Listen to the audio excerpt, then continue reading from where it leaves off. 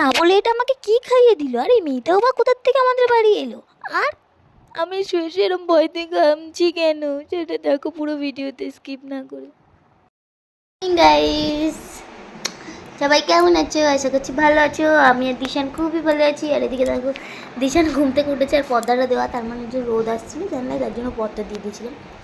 এখন যেহেতু 8:30 বাজে, আমাদের এই পিছনের জানলাটা দিয়ে 8:30টার সময় রোদ চলে আসে। তো যাই হোক, দাঁড়াও পর্দা টর্দা খুলে নিই, তারপর তোমার সাথে কথা বলছি।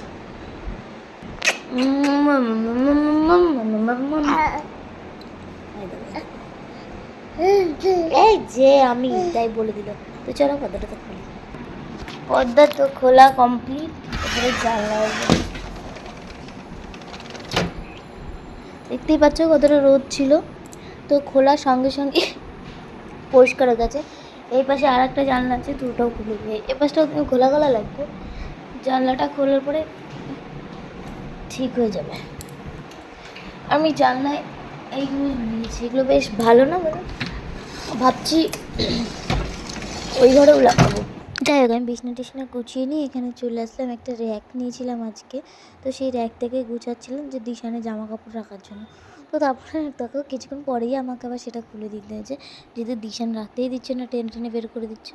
তো আগে যেখানে ছিল সেখানেই জামা কাপড় আবার শিফট করে দিয়েছি, মানে যেটাকে বলে বেকার খাটনি আর কি খাটলাম। তারপর তোমাদের সাথে একটা জিনিস শেয়ার করি। দেখো পুকুরে কী হয়েছে। পুকুরে দেখো কত বড় বড় মাছগুলো মরে যাচ্ছে। এই মাছটা মরে গেছিলো মানে বিড়ালে টেনে আবার নৌকার মধ্যে তুলেছে। এটা আবার বড়ো সিলভার কাপ।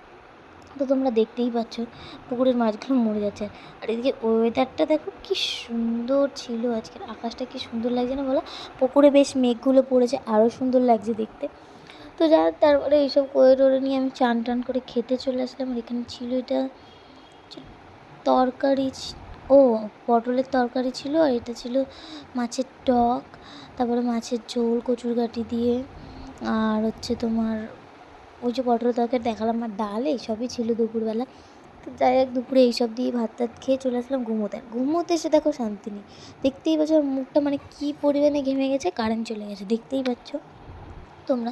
মানে দুপুরবেলা কে কারেন্ট বন্ধ করে আমি তো বুঝেই পাই না। তো যাই হোক, দুপুরবেলা কারেন্ট না থাকলে কীরকম লাগে বলো। যাই হোক, এই গরমে তো আর ঘুমানো যাবে না, তাই ভাবলাম কি চলো দিশানকে নিয়ে একটু কারুকার্য করে দিই।